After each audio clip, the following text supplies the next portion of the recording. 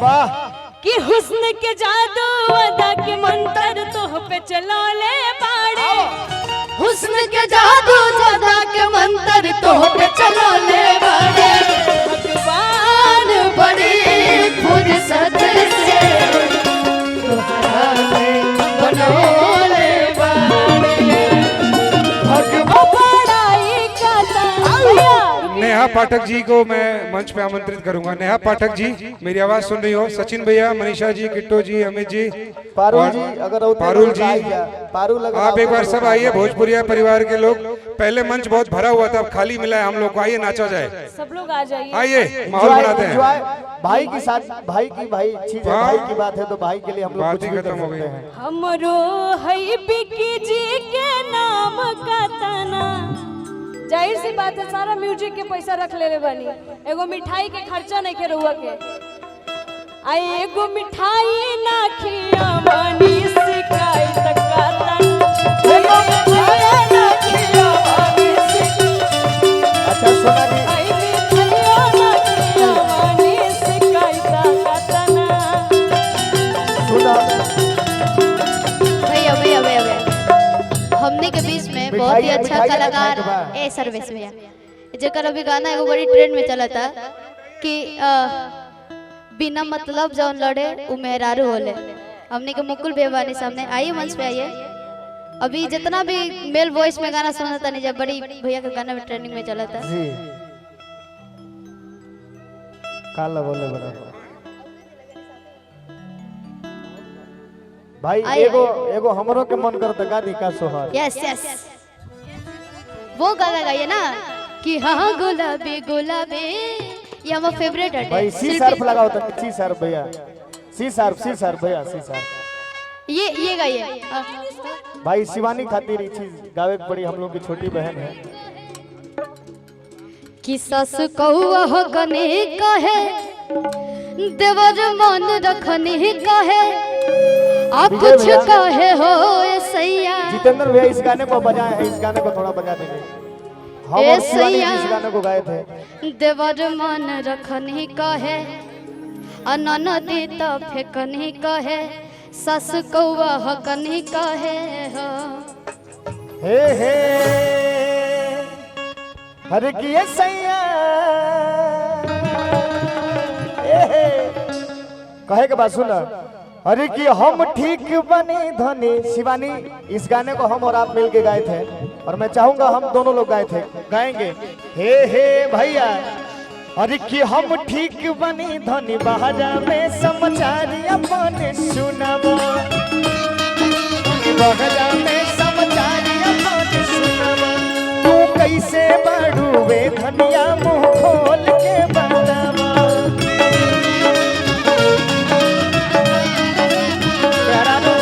प्यारा बहुत दिया केहू मन रखने का है, केहू हमके फेंकने का है, कुछ कहे हो सैया।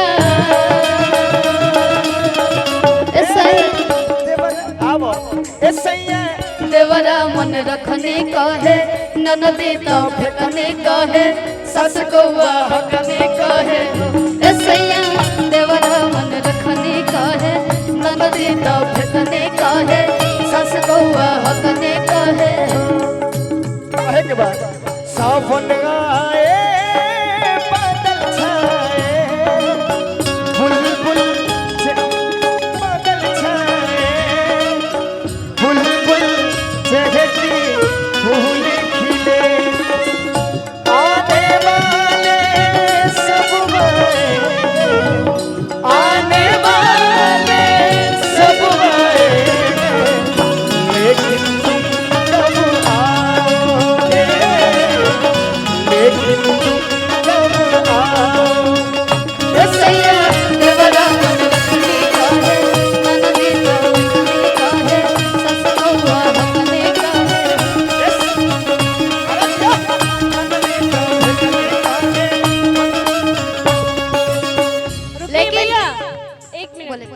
अरे सबके लिए थोड़ा थोड़ा गाना है, ये भाभी लोग भी इतनी सुंदर सुंदर लग रही हैं।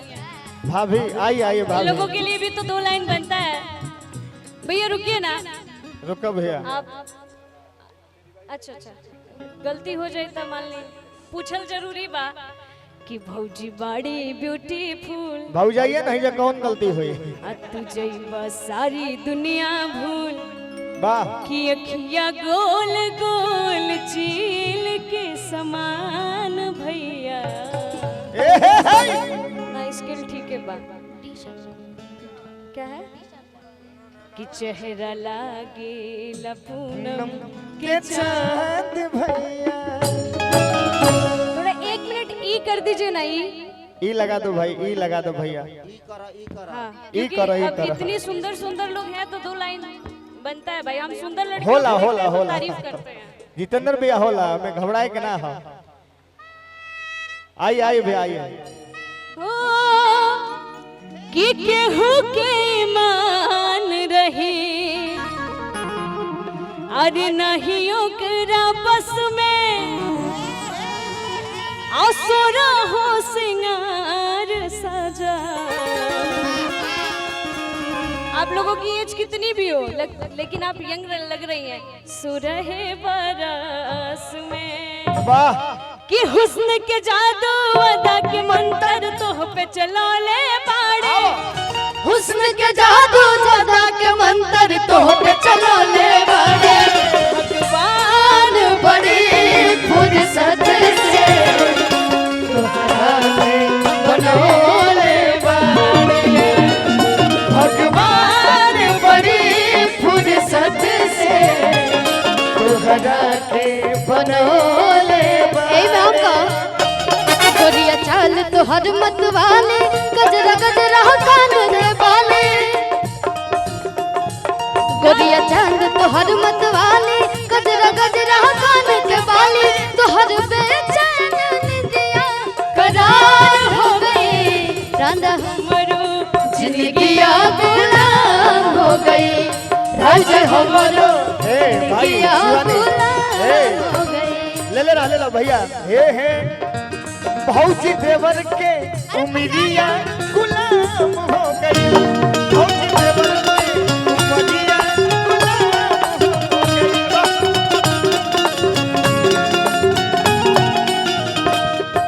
भैया के मुस्कान देख के ऐसा लगा था कि मन पसंद वाइफ मिलल बने।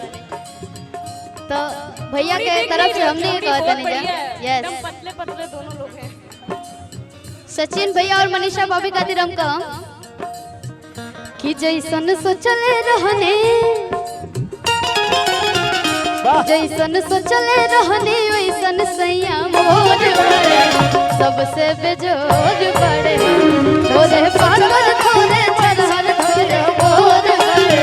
सावर गोर बड़े हो एमे के जोन अंतरा बाटे बड़ी हमर सोना दी बढ़िया से गाय ना गाय।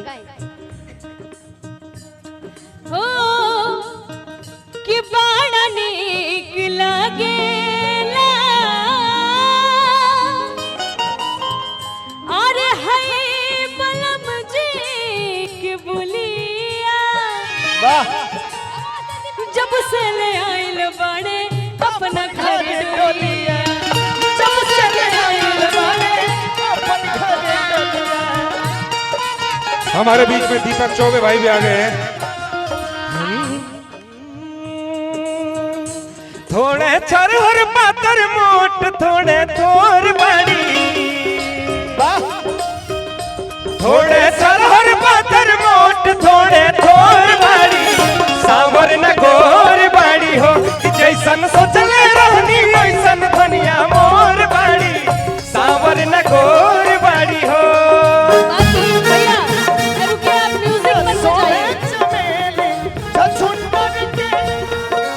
ये गलत बात है। मेरे भैया और भाभी दोनों हीरो हीरोइन हैं। राजा भोर कहा गंगू देवी, कहा राजा भोर। ये हमारा भैया खातिर हो।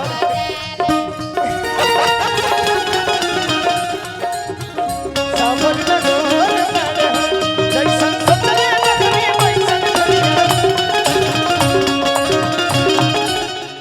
लेकिन सोना जी एक चीज है, हे अखिया लड़ल बा जब से। ये दोनों जोड़ियों के लिए कहना है। शिवानी हे ले रहा। अखिया लड़ल बा जब से दिल में करार नहीं खे अखिया लड़ल बजब से दिल में करार नहीं खे हम कैसे कहोगे हमसे तोहरा से प्यार नहीं खे हम कैसे कहोगे हमसे तोहरा से प्यार नहीं खे अखिया लड़ल बजब से दिल में करार नहीं खे अखियाँ लड़ल बा जब से जैसन सोचल नगनी बनल दिया मोर सावर न गोर बाणे हो कि जैसन सुतले रहनी वैसन पियवा मोर बाणे सावर न गोर बाणे हो भैया रुकिए ना, अब जरूरी थोड़ी है कि आप लोगों में प्यार हमेशा रहता होगा। कि तवा लेखा गरम रावा करिला मिजाज के कहाँ गल शिवनिया। अच्छा चल अब काम नो कराने वाला बात महाराज के। सिंगर ए सुना जी सिंगर तो सिंगर एक्टरों के लेके जाते रही संगे संगे वो बहुत अच्छी दोस्त हैं, वो लोग साथ में ही आया ना आप लोग। हाँ भाई हमारी भी अच्छी दोस्त हैं नहीं नहीं अरे बिल्कुल हम सब लोग दोस्त हैं बाबा। आप मतलब एक बहुत अच्छे होना और एक अच्छे होना फर्क है। अरे ना बाबा तू जा जा पारुल हम तारा लेखा खाते गरम रावा करिला मिजाज के। वाह वाह आ काम न कराने वाला बात महाराज के। संदीप भैया कि हाय फेंक दाना लोढ़ा संदीप भैया से बेहतरीन डांसर यहाँ कोई है नहीं। आ गुस्सा कम करा थोड़ा चुड़ टूट जा। अच्छा संदीप भैया को आप पहले ही ठुमका लगा दो। और मैं इनको जगा रहा हूँ। अच्छो कहता ना पहले अपने लगाओ तो